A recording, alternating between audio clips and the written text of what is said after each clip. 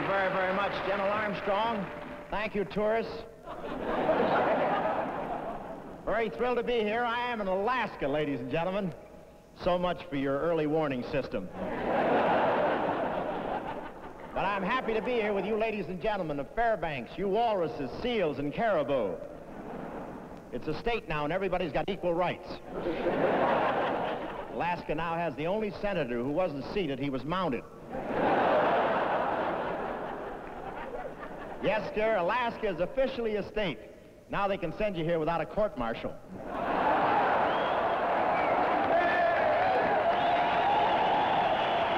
But Alaska is beautiful at this time of the year, when the frost is on the PX and the mucklucks are in bloom. No, the weather's been fine here. The other day, the temperature shot up to 30 below. And, of course, the fellas here are very weather conscious. They're always watching the thermometer. It's the only thing up here with a figure. Bob Hope, Alaska, 1959. The USO show, a sight that has become familiar to many Americans. But what many Americans do not know is that today the USO is doing the same important job it did in World War II and in Korea.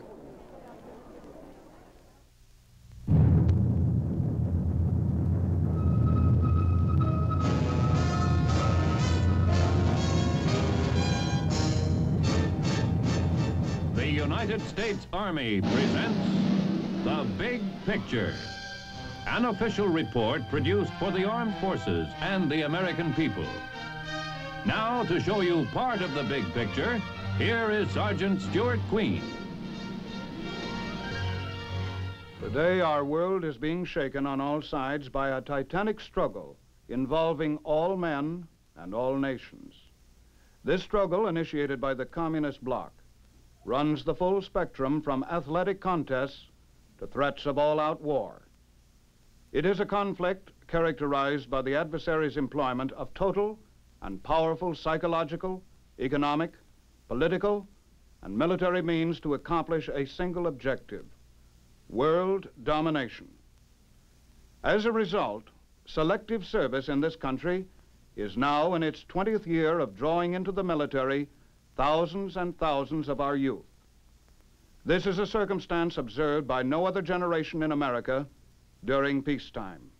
To the hundreds of thousands whose civilian lives have been temporarily uprooted, whose education must be deferred, this nation owes more than lip service. Without their willingness and their ability to man the modern weapons of defense, no policy from Washington can be enforced to the utmost. Thus, our way of life, our homes, our loved ones, our very existence depends greatly upon the young people in our armed forces today. Maintaining their morale becomes then a responsibility that must be shared by the civilian community.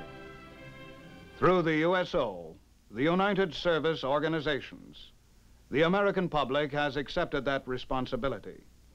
Today's big picture will show how well that job is being done. To the extent that you support the USO program, it is, in a sense, the story of your own efforts. In 1941, surrounded by a world in flames, President Franklin D. Roosevelt signed the first peacetime conscription bill in our nation's history. The measure brought thousands of young Americans into the armed forces, as these were expanded to keep the nation's defenses prepared for any threat that might arise.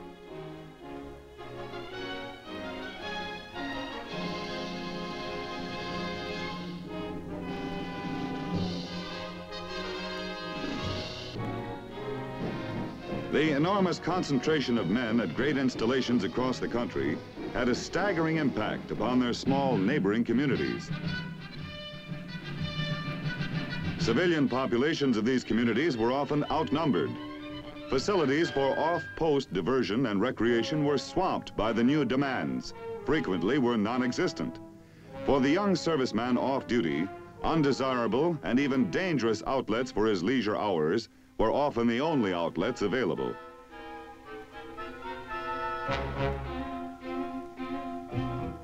All too often, the situation made him a vulnerable target for unscrupulous elements. His health and safety were often endangered, and as a consequence, his usefulness to the services.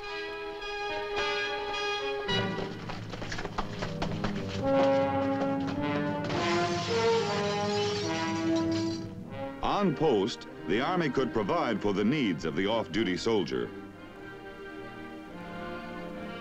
Service clubs offered comfortable lounges for relaxation. They organized social programs for his diversion. Snack bars offered meeting places for him and his companions. Well-stocked libraries were at his disposal. Even on maneuvers, motion picture showings were regularly scheduled. Equipment and facilities were made available for a wide range of games and sports. On post 2, Army chapels could provide the serviceman with a religious affiliation that had been his back home. It was this role played by religion in the life of the individual and in the life of the community that offered the solution to the problems of the off-post serviceman. In his home community, the church answered the spiritual needs of the individual. It also provided a significant part of his social activities and his associations.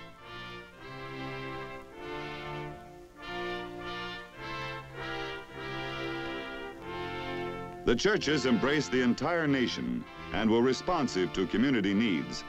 They were therefore ideally suited to mobilizing resources and personal efforts on a nationwide scale. So it came about in 1941 that welfare organizations of the three major faiths were brought together in federation. With them, too, came two other nationally organized groups uniquely qualified to share the responsibility: the Salvation Army and the National Travelers Aid Association. These would be the United Services Organization, the civilian partner of the armed services.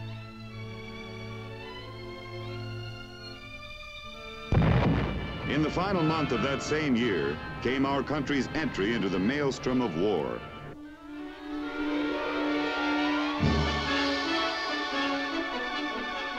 With American manpower fully involved and being marshaled in ever-growing numbers, USO's morale-boosting efforts had to meet new demands. In addition to serving the soldier at home, the USO had to follow the forces wherever they might be engaged.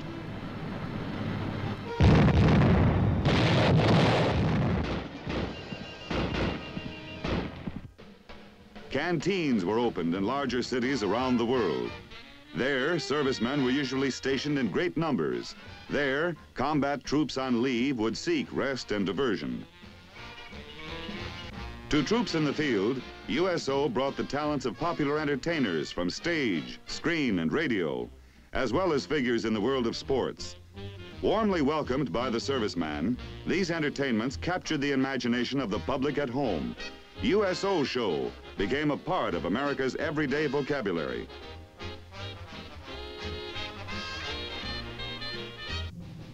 By mid-1944, our ultimate victory was well in sight.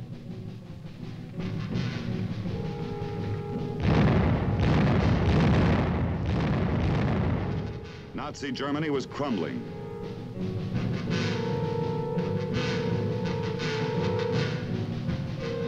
Within another year, history would ring down the curtain on the final act.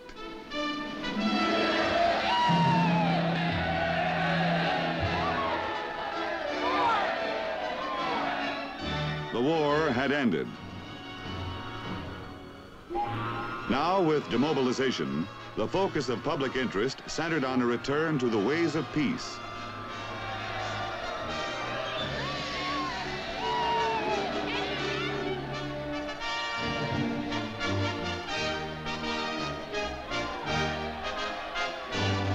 It was to be, and still is, an uneasy peace.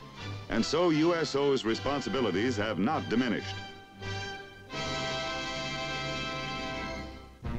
To the hundreds of thousands of troops in occupied territory and far-off outposts, USO shows continued to bring entertainment and cheer.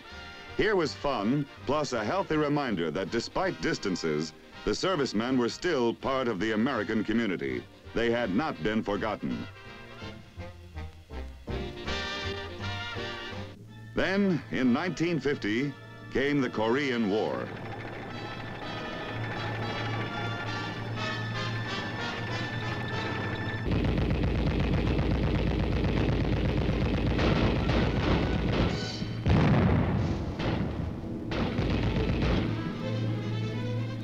Interruption of the uneasy peace once again brought public awareness of the USO's role in helping maintain the serviceman's morale. Popular and well publicized, USO shows are nevertheless only a small part of the job, and it is a job that has become increasingly complex since the end of Korean hostilities. Throughout these years, our manpower has had to be deployed in smaller units over a greater area of the world's surface: the far north, Alaska, the Arctic Circle, Iceland.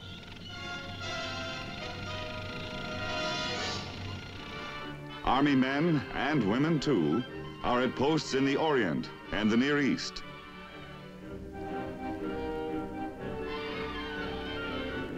Units of our Navy and Air Force share in these globe-girdling activities.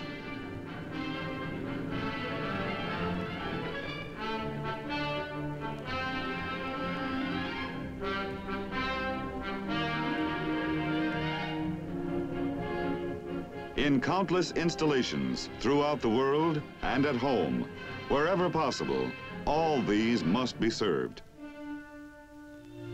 Overseas, the man in uniform, and easy prey to loneliness, may understandably consider himself the forgotten man.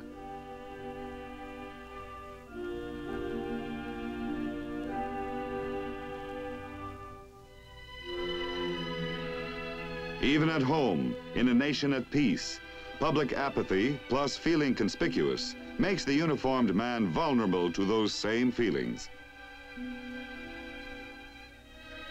The new recruit may even question the fate that has separated him from his home community while his contemporaries continue in their civilian pursuits. It is in just these areas of morale that the larger part of USO's job is being done. How well it is being done is best told by the new recruit. You'll want to hear from him direct, for after all, he is your son, your neighbor, perhaps a friend or relative. He may even be yourself. I guess I'm all of those men, and I'm from every corner of these United States. Its cities, its towns, its farmlands. I'm from every kind of background you can name, and I'm from all the races, colors, and nationalities that ever found their way to these shores.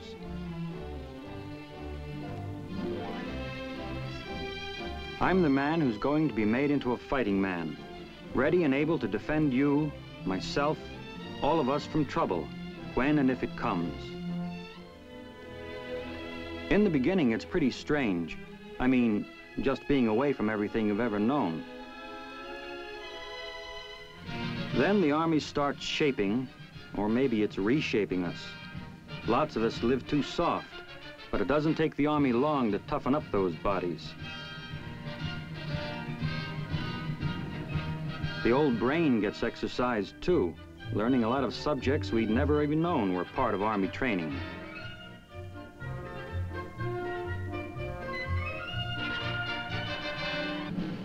Most important, of course, is learning the basic business of soldiering. Discipline, responsibility, teamwork. Mastering all the equipment and all the weapons a fighting man has to use. Before we ever get to specialize in any branch, we've had plenty of opportunity to know what the real thing may be. We're ready.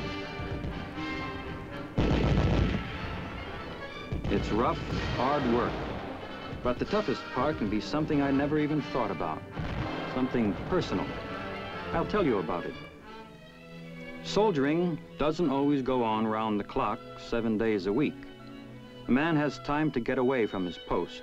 We're expected to. The Army figures that holding on to the old civilian ties is important for morale. To me, that means holding on to the feeling that I'm still a neighbor in good standing. We all feel that way.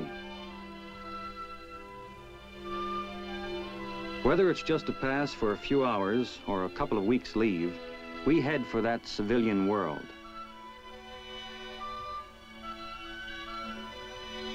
And that's when it hits you.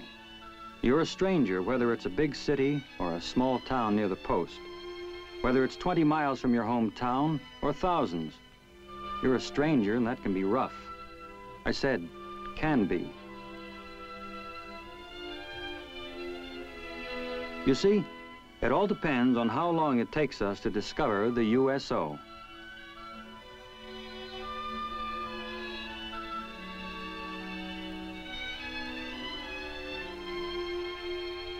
My pals and I were lucky.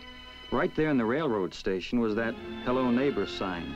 Mighty welcome, too, when train schedules and timetables need a little straightening out.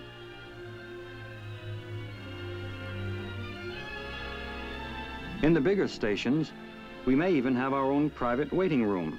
And if the stopover is long enough, USO gives us the dope on how and where to spend it.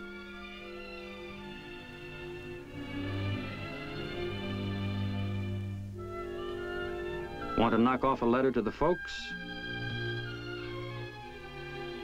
Want to catch some shut-eye? You can. And by the way, I never had any neighbors back home who offered a personal waking up service. Comes in real handy because trains won't wait. And if you're on your way back from leave, you wouldn't want to be late and disappoint the sergeant.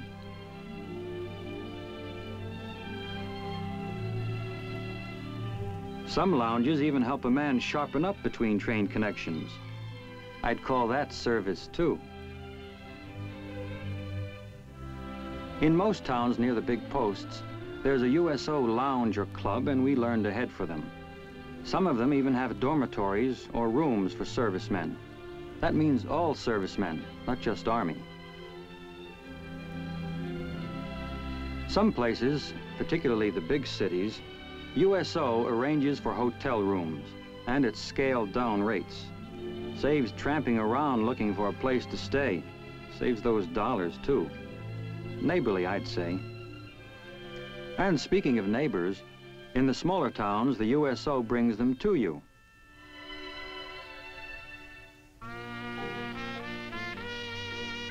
They stage dances, and the girls, well, they're the same kind you knew back home.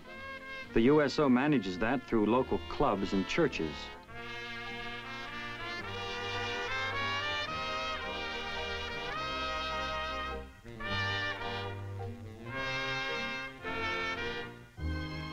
They even organize programs of sports and hobbies. Some places, they get local churches and clubs to put on shows. More fun than just walking around waiting for the town's one movie house to open.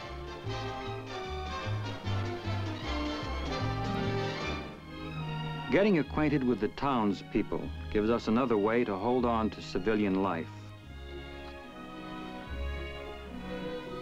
Not to mention the home touch and, oh brother, home cooking. That reminds me, plenty of older career soldiers want their families close by. USO helps locate them in housing near their posts. During a housing shortage, that can be a real morale booster. Most servicemen look forward to dropping in on the big towns. New York, Chicago, LA. Cities they've always wanted to see. USO is there too. Of course, in the big cities, they can't bring the neighbors to us. So what do? Easy. They work it out so that we go to the neighbors. That's simple. They arrange with dozens of churches, clubs, and social groups to put on dances or get-togethers just staged for us. You know what? People in big towns are just like the ones at home. I guess I never knew I had so many neighbors till USO showed me. And what a system they have in the cities for seeing that we have all the fun we want. Tickets for free to most of the shows. An arrangement worked out by USO with the theaters. That goes for the big radio and TV stations, too. There's a real bang in seeing what goes on behind the scenes. Then there are tickets for sports events, yours for the asking, or even without asking.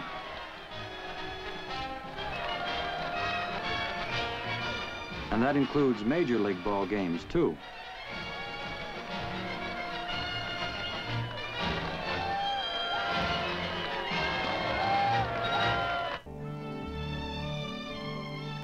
USO will hand out all the directions you need if you want to do some independent sightseeing. But if it's your first trip, you'll probably want the VIP treatment. A guided tour, all your own. It's yours.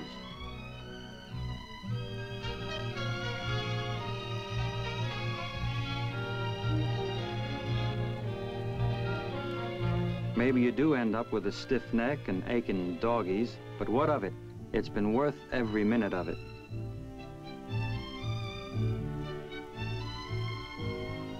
There are tickets, too, for the regular bus tours and boat rides. The price?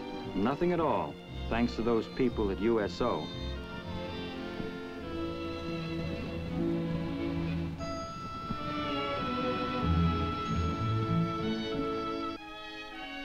What goes for small towns and cities here at home goes for all those far-off places where I serve. You must have seen that slogan, USO wherever they go. It's true. And you can bet I'm glad about that. Wherever it's possible, USO has lounges or arranges for local facilities that add up to the same thing.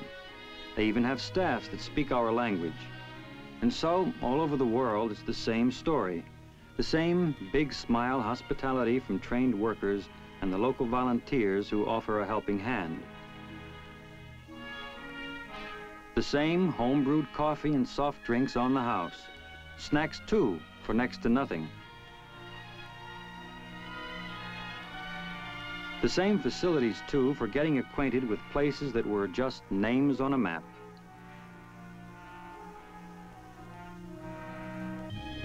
Like geography, history comes to life, too. Those USO guides can take credit for taking over where school left off. At least they did for me, and that probably goes for a lot of other men. Come to think of it, I'll bet the USO never figured they were offering education along with their other services. If we want to, and most of us do, we can look behind the scenes, get to know how other people work. Take a simple thing like a rug. Well, it isn't simple. I never knew the kind of work went into one. It gives you a healthy respect for the other fella. Maybe we can make a better automobile, but native crafts take real know-how, too.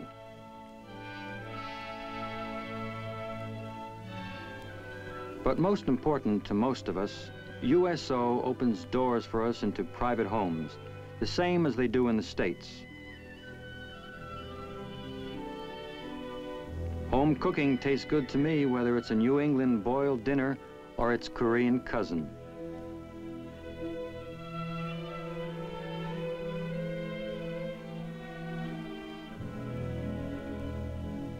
And of course, I'm still learning that in spite of differences in customs and language, I've got neighbors all over the world. Where foreign money gets to be too much for a man's arithmetic, USO sets up money-changing offices. That takes the arithmetic out of it and guarantees a fair shake. It's the same all over the world. Why, there are men serving in Japan who get to know Tokyo, Osaka, and Yokohama as well as they know their own hometowns, thanks to USO.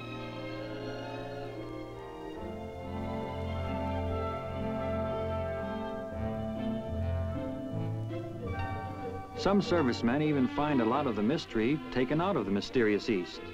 and come to know that the differences between people here and back home are mostly on the surface. USO manages that through building people-to-people relations.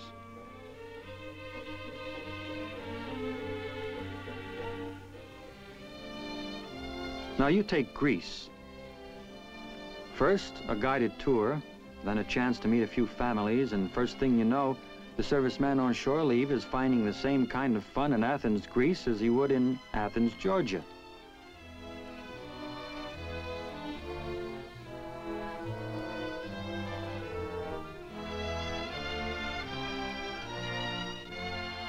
Along with fun, he learns at first hand that his new neighbors are mighty proud of their history, and that some of his own traditions and ideals came from that same old culture. That's a big boost for understanding and friendship. Some places, too, a man gets to understand the religious practices of his new neighbors. More understanding, and so, greater friendship. Overseas, too, the USO tries to match the other services they provide at home. If it's brain stretch you want, some of their bigger clubs have libraries. And of course, just as at home, there are the dances, dates, and entertainment to make Manila or Munich feel pretty much like Wichita or Amarillo.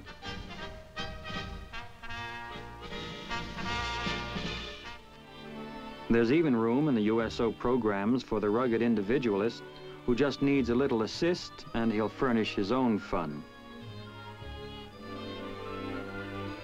Or maybe all you want is a place in the sun while you forget worldly cares.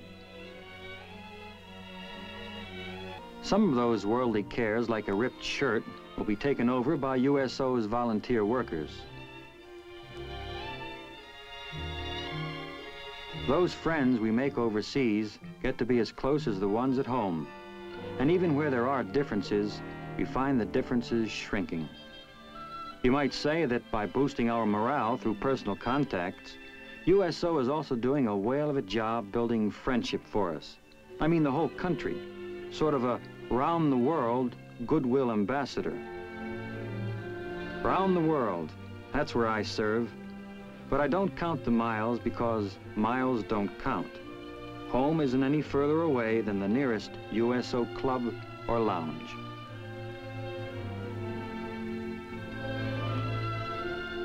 The USO story is your own if you've given of your time and effort to its activities. It is your own if you contribute to state, United, or community chest funds. USO receives no financial aid from the government. It is wholly yours, the civilian partner of the nation's armed forces.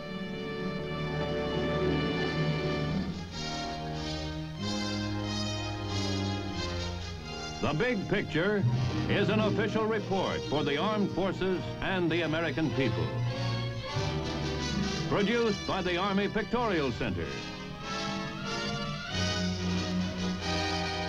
Presented by the Department of the Army in cooperation with this station.